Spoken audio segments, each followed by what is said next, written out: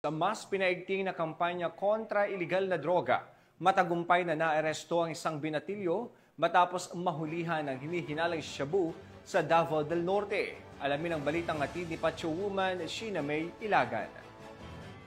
Ang isang drug personality matapos isagawa ang search warrant operation nito lamang Hulyo taong kasalukuyan sa Duhali, Davao del Norte. Ang operasyon ay isagawa sa pangunguna ni Police Captain Joe Marlon V. Cabe, officer in charge ng Duhali Municipal Police Station, katuwang ang mga tauhan ng Davao del Norte Provincial Drug Enforcement Unit. Kinilala ang suspect sa alias na Miyong, 19 anyos, isang laborer at residente ng Duhali, Davao del Norte.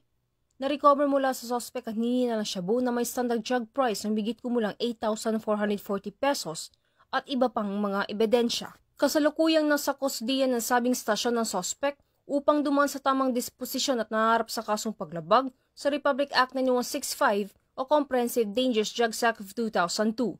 Samantala, ang Police Regional Office 11 ay patuloy na pinapaigting laban kontra kriminalidad alinsun sa kampanya ng Bagong Pilipinas na panatiling ng kapayapaan at kaayusan tungo sa pagsulong ng bansa.